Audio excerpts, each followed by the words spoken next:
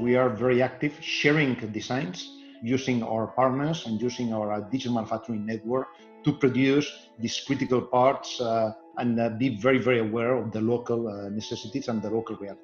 Hi everyone, I'm Jennifer Zarate with CRN TV, joined by HP's Ramon Pastor to talk about the benefits of 3D printing in the battle against COVID-19. Thank you for joining us, Ramon. Hello, good morning, Jen. With this wave of disruption, how is 3D printing helping the industry meet the demands for medical supplies? So 3D printing really can move from idea to production within days or weeks, and then can actually do distributed manufacturing, can actually manufacture what it takes, what really it's needed, where it's needed, on the quantity it's needed, on the moment that it's needed. And this is what makes 3D printing so special in this crisis.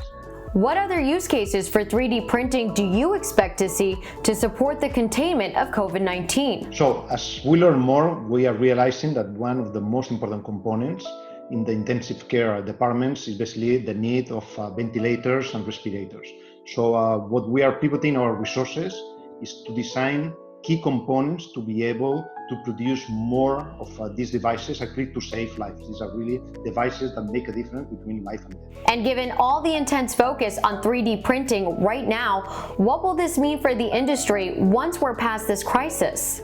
It's going to demonstrate that the 3D printing technology actually is an industrial grade technology that actually can produce quality products that can respond within hours, days, or weeks, and actually can enable local supply chains that actually give response to local crises, local peaks of demand. So as painful as this is, it's a moment that the 3D industry can actually step up and at the same time give a proof point that this really is a scalable way to produce goods in the future. How is 3D printing digitally transforming manufacturing? A lot of companies haven't taken advantage of 3D printing, and it's been around for a long time. And we're seeing a lot of new technology evolving, and the price point of the printers have come down substantially, and also the materials too. So for example, the HP multi-jet fusion printer is an excellent example where we can print large numbers of parts. So we're doing true additive manufacturing where we do not have to take and create tools to create production parts. And what results are you seeing with 3D printing? So for example, the project that we just completed with the Milwaukee Police Department, they had requirements for us to do 600 masks for them. And every day that went by without having these filters, every officer or detective was at risk of the virus. And so for us, it was to actually find the supply chain. And then what we did was we designed parts and adapters around that.